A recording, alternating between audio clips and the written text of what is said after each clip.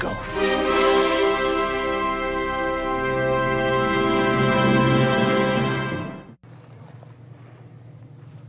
Hello and welcome to Film Debates. I'm your host, judge, and moderator, Nolan Murphy. Today we'll be discussing a wide array of topics from Best Movie of 2014 to Best Steven Spielberg Movie.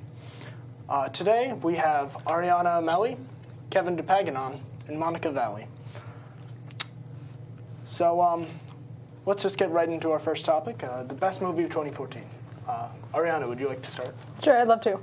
My pick is American Sniper. First off, I want to say the success speaks for itself. The amount of money it made was more than any Oscar movie combined. Controversial, yes, but it evoked a reaction and emotions. It made you enter, most importantly, into a suspension of disbelief. Not as artistically inclined, but it got the plot and the story across, making you believe the life of Chris Kyle, the biography, and the story. Eastwood knew how to make a phenomenal display of characters' relationships through the plot. When I walked out of the theater, it was silent, and that speaks for itself. Okay, Kevin? Best movie of 2014, undisputed, it has to be Interstellar. Because of its sheer epicness and how it wasn't part of any kind of series. It was a standalone story, and it was just beautifully directed. Special effects were not necessary. The characters were deep, and overall, it was just a beautiful story, which makes for a great movie. Okay, and Monica? The movie I picked for 2014 was Grand Budapest Hotel. I think it's the best pick of 2014, not only because it's an Oscar-winning movie, multiple Oscars, but because the actors were completely flawless, and the style that Wes Anderson brings to every film just carried completely fluidly throughout the thing. It was not only a cinematic masterpiece, but it was an artistic piece as well. Okay. So, whoever wants to start with the debating, you could just... Yeah, so... On Ariana's pick, I got to say that American Sniper wasn't necessarily that much of a good movie. More so, it was just hype due to current events. And when that skews people's perception of the quality of a movie, then I think we have to take a step back, look at the movie again in maybe 2 years or so, watch it again and realize that it was more so hyped up rather than a pure good movie. If you think about it, that could hurt it as well. People think, oh, it's another war movie. It's Clint Eastwood, he's a Republican, he's trying to promote war. Many people didn't want to see it because of that. It works on both sides. Yes, but controversy adds to popularity, always. Right, and he played off of that well. Yeah. Well, yes, for gain, but not for necessarily cinematic addition, so to speak. Regardless, I think, of the politics behind Ariana's movie, I think it was an all-right movie just because of the acting. The acting obviously took a lot out of the acting. The plot. But I think that the thing that really pulled Grand Budapest Hotel was that it kept a person engaged in the actor and engaged in the plot itself. It's told as a narrative out of a story, and when you see the movie, you want to read the book. It's not just one of those movies where it's based off of a book, and you're like, okay, I've read the book. You want to go back and read it, not only because of what Wes Anderson put into it. It gave a feel of that you were reading it, like inside of your head, and not just seeing it. So, does anyone have any points on why Grand Budapest or Interstellar should not be considered the best movie? I think Interstellar was a good movie, but I don't think that it went as far as it could have. I think that... They went pretty far. Well, I think it was a fine movie, but I don't think it was as good as it could have been. I think with a different director, it was epic, so to speak. They pulled the whole idea of saving civilization in a non-cliche way and putting that into a movie, because it's very difficult to give such an epic plot and make it fluid and make it feel real. And I think that they did that masterfully, and that's why it was great. I think the special effects may have been part of as to why it was so epic, but maybe it lacked in some other parts. Like what? Possibly storyline, characters. Which American Sniper? Well, the storyline can be slightly difficult to understand, maybe, if you're not familiar with dimensions and whatnot, but they do explain it pretty well.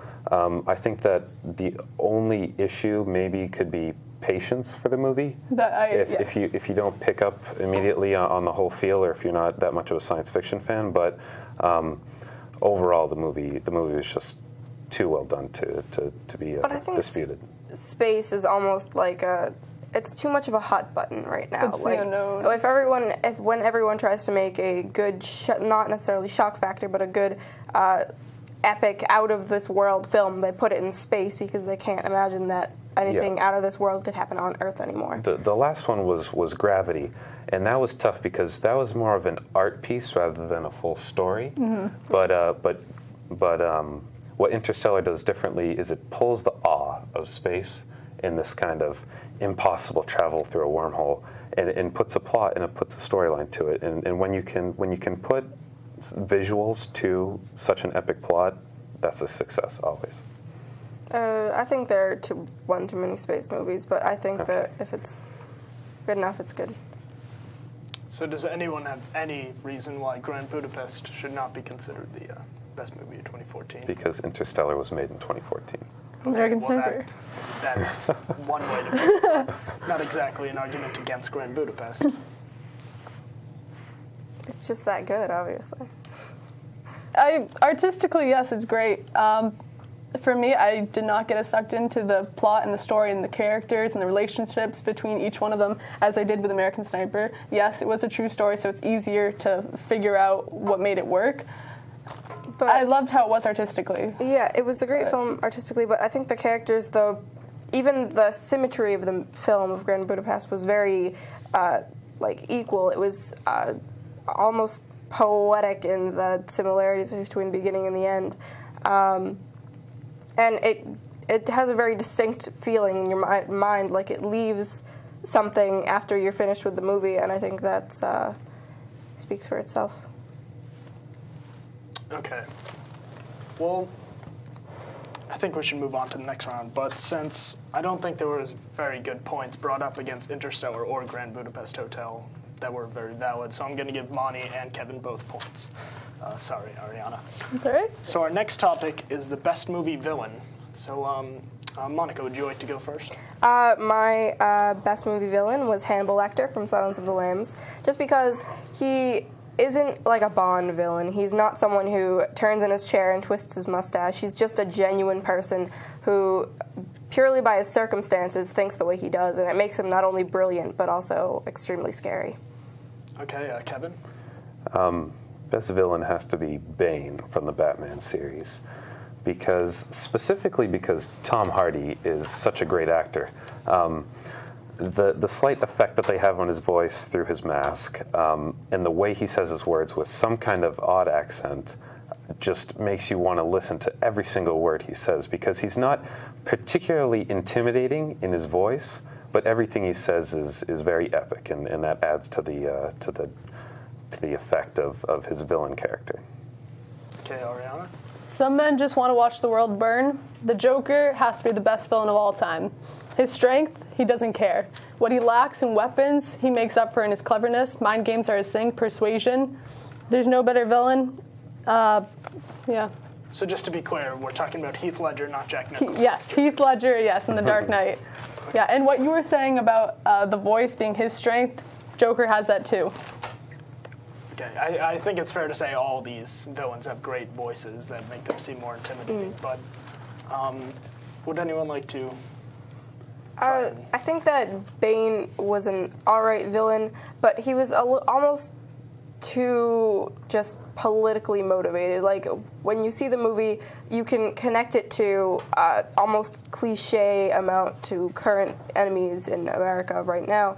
And I think that Hannibal Lecter doesn't have that because he's someone that you've never encountered before. He's a serial killer, but if you were to meet him on the street, he can be not only intimidating but also extremely friendly. He has that sort of feel of someone who could be a regular person, and is sophisticated. And before he was incarcerated, he was a therapist. You bring up a good point. He was incarcerated. Therefore, he did have a weakness of some kind as he got caught. My character, the Joker, and yours are similar in the way that they manipulate people. However, mine hasn't really gotten caught. He's still going. Well, But- that's not true. I mean, at the end Of the movie, Hannibal Lecter escapes successfully. Yes. And he's obviously can escape at any time that he wishes. But I think that the Joker, while he's a good villain, I think that he's not as realistic as Hannibal Lecter. Well, it's an opinion of some people that they like down-to-earth villains, I guess, kind of normal people. But to me, I like the big, over-the-top, commanding type of villains. Bane is big in stature, especially the way that they portray him in the movie. Like barrel-chested, when he fights Batman, Batman can't do anything. And that's big, because if Batman got hand-to-hand with someone like the Joker, it wouldn't go very well. And it didn't go very well in the movie because Batman just beats up on him. So when you're broken down mentally and physically, there's almost nothing you can do. And that's what makes Bane such an awesome character. I think with both your villains being Batman villains, there is a certain amount of inevitability in the fact that, Batman's going to win this because he's Batman and good always conquers evil and that sort of thing. And I think that it's not always the best way to go for villains, just because no matter what the motivations are, whether it be just to see the world burn or politically, I think it's not always the strongest point to go for, and I think it has some holes in the plot. Kevin, when you say that Batman continues to beat up on the Joker, that's kind of one of the strengths of the Joker, to let Batman think that sometimes he's winning, give some concessions, and then, in a way, like he's hustling him.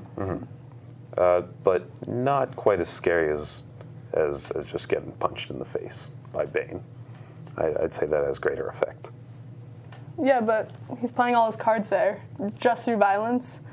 There's more than just that. Well, there's certainly the intimidation factor of Bane and his goons, but I guess it does come kind of down to personal opinion on whether you like kind of a sneaky villain or if you like a big, strong villain. I think it speaks to the broad spectrum of both your villains. They're both public enemies. Yeah. They're both people that went in, tore the city apart, As and is a left. serial killer. But Hannibal Lecter, he's one of those people where it could happen to you. It could be in your house. He's out there Same somewhere. with the Joker, he's out there. Yeah, but the Joker isn't necessarily one of those villains that would go after you. There isn't that personal feel to it. It's more of a whole Joker, city the thing. Joker and the Bane exist in Arkham. You know, it's stuck in this plot. Not stuck, but it's the story of Batman. And if you can kind of isolate yourself from life and look at the movie in general, Bane is ultimate evil, so to speak. Okay. Well, would you guys like to make closing arguments for just a quick? I think that Hannibal is easily the best villain because he's the most identifiable, and he is someone that you wouldn't expect, and he is very multi-layered and sophisticated. I'd say Bane is the best villain because whenever you hear him talk, you want to listen. Otherwise, you feel like you're going to get hurt if you don't. Joker has no cares. How can you beat up on someone that doesn't have a weakness, doesn't have a fatal flaw? He gets in your mind through manipulation. He has so many things up his sleeve that you don't know what's going to happen next. Okay. I think Monica had the best argument with the, it's not just some fantasy. You know Batman's going to win at the end of the day. With Hannibal, he does kind of win at the end of the day, and he could be in your house or whatever. Just one point. I think that has to do with the movie and not really the character, because you can't really help that it's a card. It's based off of a. You could make a Batman movie where the villain gets away with more. I mean, okay. Anyway, Monica wins. So on to the third topic. With House of Cards Season 3 coming out recently, I wanted to know, what is the best Kevin Spacey performance? Kevin, would you like to go first? Kevin Spacey's performance in Call of Duty Advanced Warfare is his best performance, because they used motion tracking and motion capture to capture his essence in his emotions, in his words. And if you can portray that with a bunch of technology hooked up on your face, that just shows your range as an actor and your kind of command of who you are. And I think that's why it was his best performance. It's a bold choice. Okay, Ariana? Kevin Spacey as Lester Burnham in American Beauty. He has two monologues, one at the beginning, one at the end, and it shows the dark cynicism of a glorified American suburban society. He plays a character that changes their complete character code. It's a roller coaster ride of emotions. He starts to make you question your role in society, playing off of existentialism. How can a character do that much? It's because he's great. Well, I think it speaks to the actor, Kevin Spacey, but my pick is Verbal Kent from The Usual Suspects. He was a completely amazing, not only character, but villain. He says in the beginning and the end that the greatest trick the devil ever pulled was proving the world he didn't exist. And in the movie, you start to forget Verbal Kent exists in the movie. You hear the narration, but you don't really see his part in it. You see the other actors, you see his co-stars, but you don't see him, and he slowly starts to disappear from the movie, just as a devil disappears from real life. Okay. Would someone like to start the debate? Yes. Playing off as how you don't see him in your movie. In American Beauty, it's kind of similar. The old character that he used to be slowly fades away as he becomes this new one. I think they're similar in a way, just in opposite perspectives. Yeah, I think that Verbal Kent has a certain amount of mystery to him, not in the beginning, because he seems to have all cards on the deck. He's a cripple, he just talks all the time, he doesn't really have any sort of filter, but he obviously very, very much does. Kevin, your choice was out of a video game, yes, not a movie, so shouldn't you be, by default, out of this? No, of course not. I was just about to get to that. We all know that Kevin Spacey is a great actor, of course, because he's performed in so many of these things, but the question was, what is his greatest performance? And as an actor, that's kind of difficult to pin down, but what helps making performances great is the difficulty level, so to speak. And it's very difficult to portray emotion and whatnot only through your voice and only through motion tracking and being kind of told the script but not being allowed to be in front of the camera with their comfort zone like that. So for me to feel, the full character through a video game, through a screen like that where it's just animated characters in the 3D world, and for me to feel the full power of Kevin Spacey's ability, I think that's why his performance was his best in Call of Duty Advanced Warfare. I agree with you. Kevin Spacey has a really unique, confident, and great voice, but he has that in the movies as well. But he's also there portraying it, making you believe more. In American Beauty, everybody relates to the idea that you want to be someone, you are someone that you don't fully give off, you're this other person as well. He portrays that. He makes the audience believe that as well. I think that's a good point, but I also think that his character, while has an intrinsic value, I think that in his role as the Usual Suspects, I think that he spends more time being a person rather than an icon.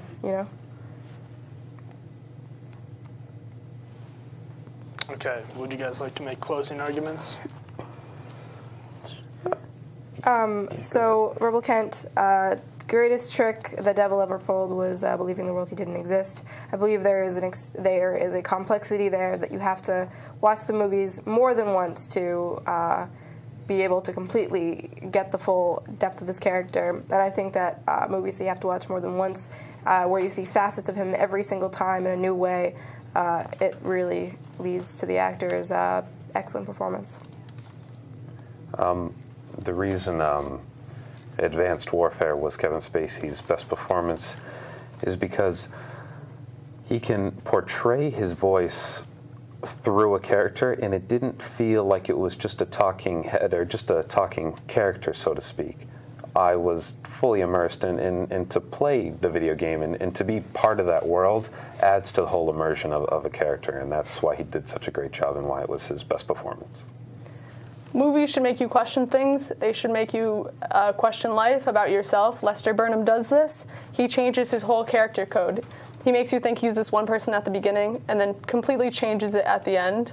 Usual Suspects, yes, it's easy to add an air of mystery with the whole devil part, but with this one, it questions the individual's role in society. This one you want to watch many times, especially paper bag scene, the monologues.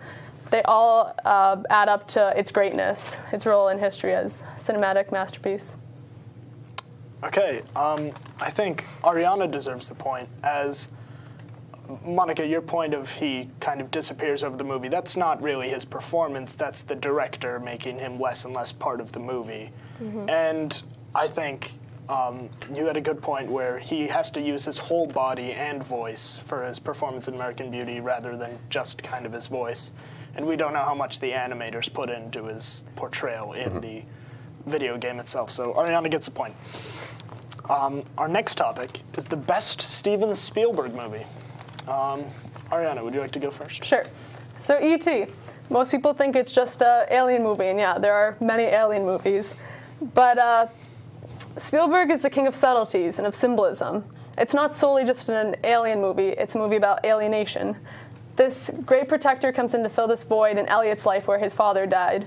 It focuses more on the relationships between the characters. It builds on character development.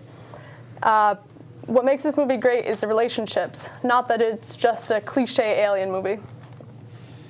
Okay, Kevin? Best Spielberg movie has to be Schindler's List, because of the quality of how he portrays the story. Especially something like the Holocaust is difficult to portray, and you don't want it to almost come off as cliche. But the characters are deep. The story is portrayed in a very sad and very deep way, and how he saves the train and the tension that can come out of certain scenes is just masterfully done. So that's why Spielberg directed that movie in the best way possible, and that's why it was great. My pick for best Steven Spielberg film is Jurassic Park. I think they had an A-list cast, just Jeff Goldblum, Wayne Knight. They had amazing special effects and a perfect plot to go along with it. Okay. Yeah, so the two movies, Jurassic Park and E.T., are kind of fun movies, so to speak. Maybe aimed towards younger audiences, not as mature, not as serious. So you can only kind of get so much out of a movie that's directed towards a younger audience. But Spielberg kind of breaks the mold of his other movies that he's produced and directed by really focusing on a serious topic and kind of directing the characters to make it as great as possible. And that's why it kind of stands out from the crowd of his other movies that he's made. I obviously can't speak against Schindler's List just because it was such a powerful movie, but I think that Jurassic Park has turned into an excellent franchise. I think whether or not it is more considered a children's movie or a teen movie, I think that the themes carry on even to adults, and I think that the acting speaks for itself. Yeah, I want to add the theme saying that it carries on to adults, E.T. as well. There's a scene where the government comes in and it's put in a bad light that the government's taking away the aliens. That's not solely a children's scene. Adults, have seen that too. I think it's for all audiences. And I agree, Jurassic Park, it's a great movie. And actually, defending your argument, I wouldn't say that it's solely a children's movie either. It has the dinosaurs, the special effects. I wouldn't say that's solely for children. Yeah. I rewatched both of those movies in anticipation for this debate, and I realized that I was in a little bit of an illusion, so to speak. My childhood perception of both of those movies. They're both wicked awesome, like dinosaurs. Wow! When I saw it when I was 12 or something, and wow, E.T. What if an alien came to my house? That's totally awesome, right? But when you rewatch Schindler's List, it is just as epic and just as powerful every single time you see it. And it's not just because you saw it as a kid and you thought it was awesome, because Schindler's List is just cinematically just perfect. I agree. Schindler's List, wow, yes, masterpiece. But there is the fact that it is about the Holocaust, and because it is a darker topic, and it kind of gives it an edge that maybe, yes, these could be based more towards children.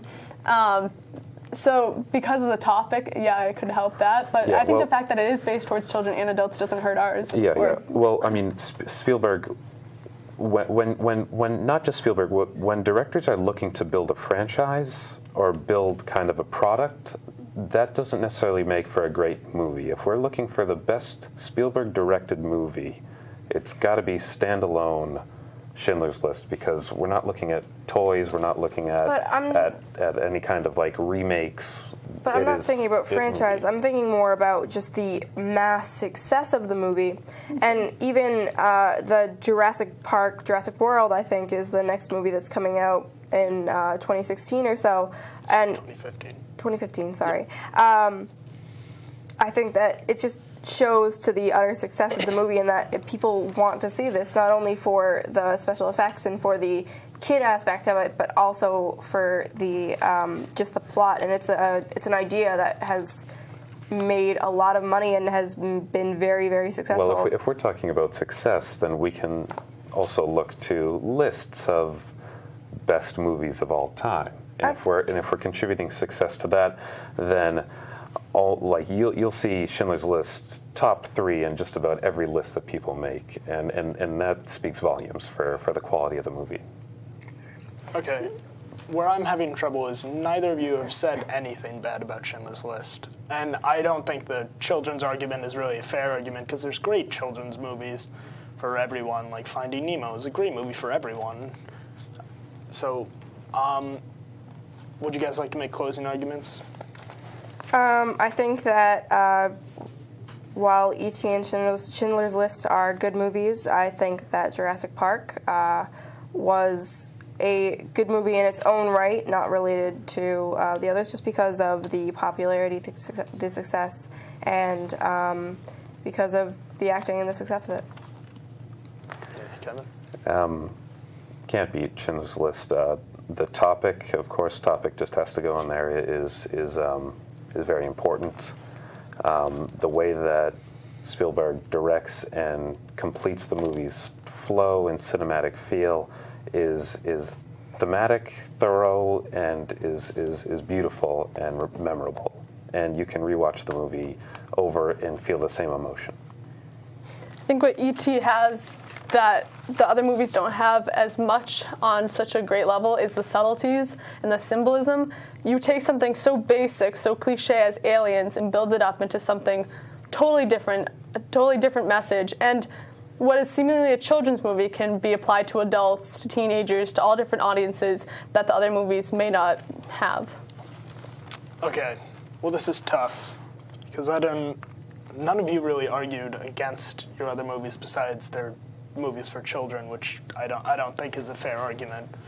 So I'm gonna give you all points, because I thought all of you did a great job defending your movies, and since no one really tore down the other movies, I don't think it would be fair to give anyone the point.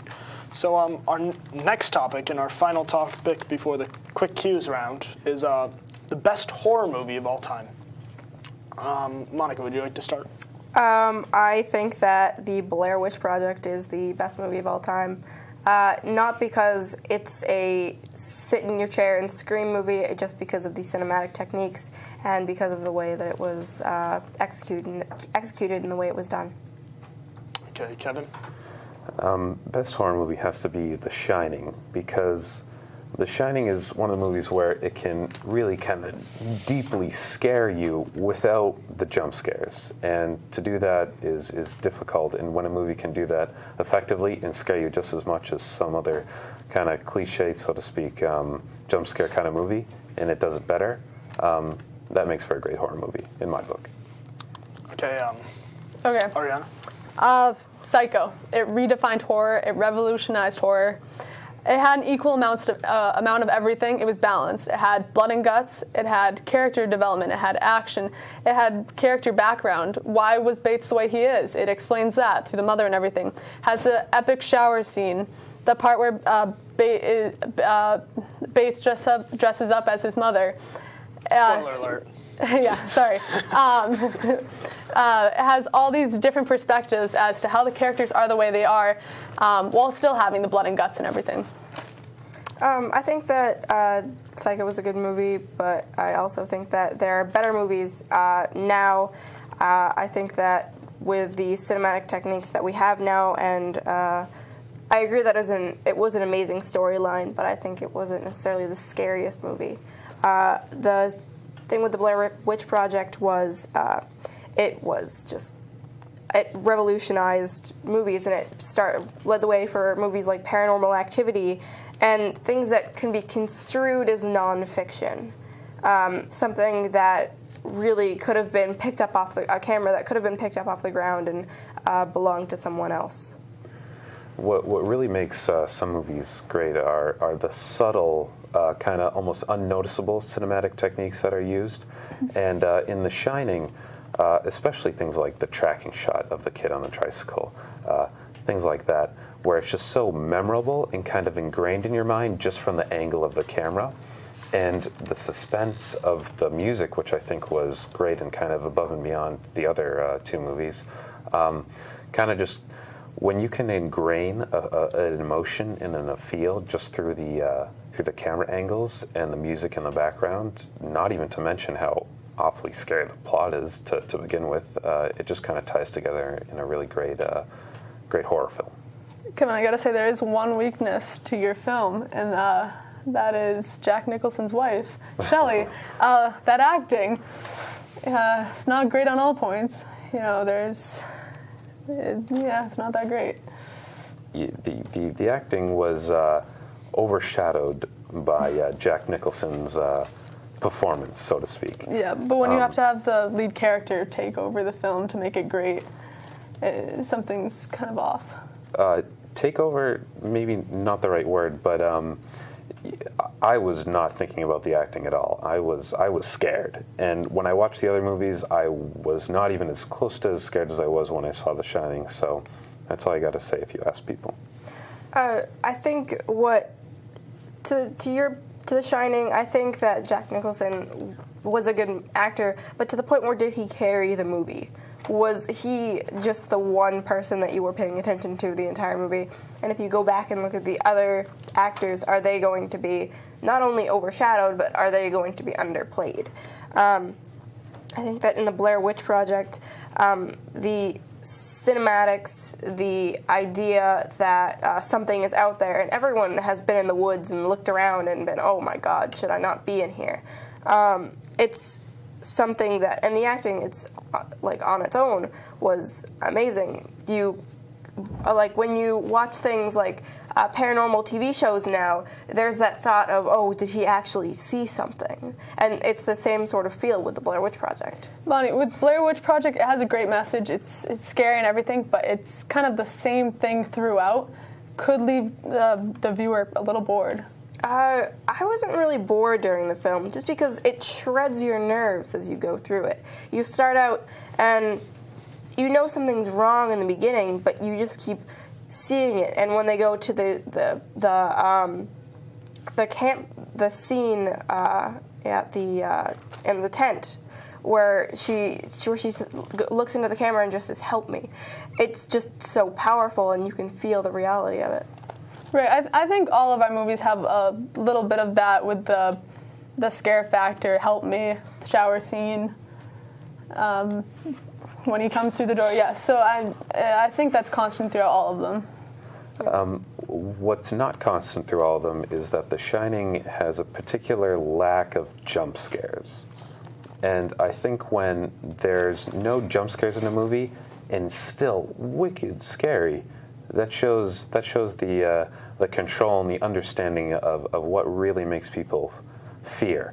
And when you can do that and not use jump scares, because I think they are fun, but it's kind of a cheap way, so to speak, to make something scary, because people just aren't expecting it. So okay, you're going to jump no matter what. So when you can make someone scared without a jump scare, that's a good horror movie. And that's what I was saying earlier. This one is not just a cheap jump scare throughout the film. It's balanced. It has all these different parts with it.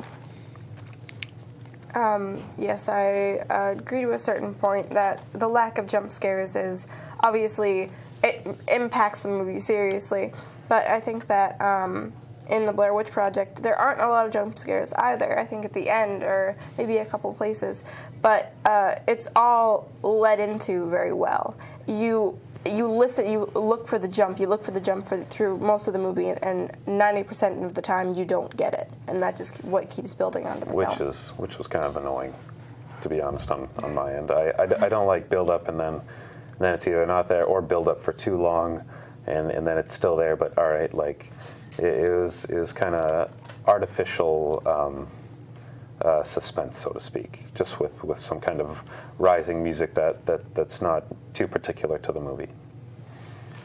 Okay, I feel like there hasn't been really great arguments made against Psycho, so I think you guys should try and what's wrong with Psycho? I mean, there's not really that many jump scares. Yeah. Psycho, I think, is an okay movie. I mean, it's fine, and the plot line is what is better about it, but it's not the scariest. Yeah. I think it has sort of like a Twilight Zone feel rather than a horror movie. I would also say that's a modern point of view as well. Back in the day, I'm sure they thought this was one of the most scariest, thrilling movies, shower scene alone. Yes, today it's a little tamer, but it's still considered a horror movie with its constant theme throughout. But art and how it can withstand the test of time really kind of says how good it is. And if it's not standing up and I'm not scared the second time I watch it or whatnot. With Schindler's List, you brought up the point that it was on the top list of whatever movies. So is this with horror movies. That does show that it stands the test of time. So is The Shining as well. Right, but I think there comes to an extent where there's good movies and there's good old movies, you know? Yeah. So I mean, you can get the classics or the true fear that comes from The Shining. When Bates takes off all his mother makeup and the hair and everything and starts to go after her with the knife and everything, I think that speaks alone for its horror. Okay.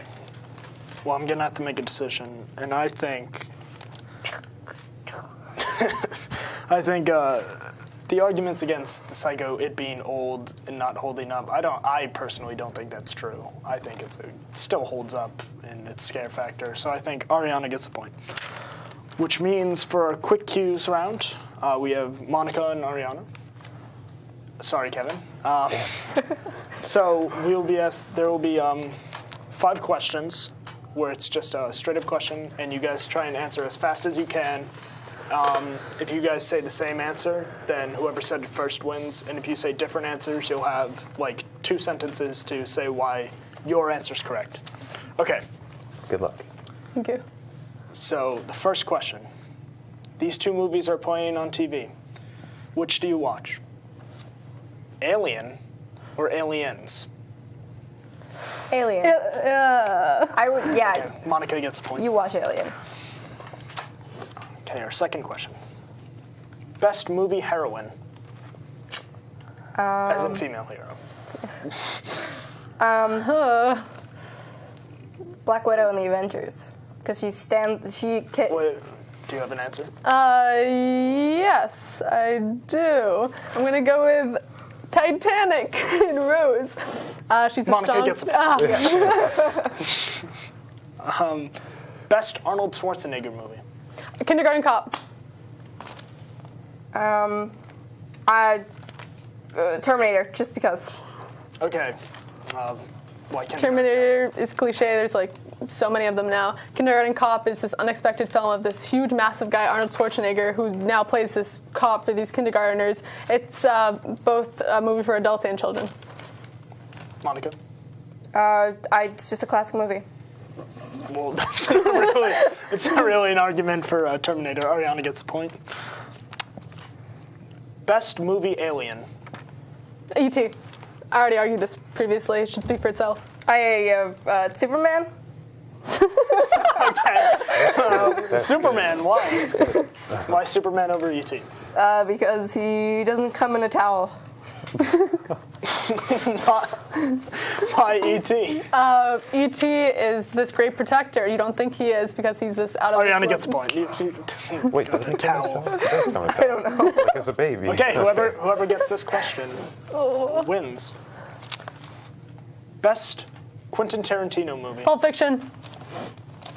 Done. Godfather. That's not a Quentin Tarantino movie. Ariana wins. Okay. So thank you for joining us. Ariana is our winner today. The conflict. Okay. Goodbye. Thank you.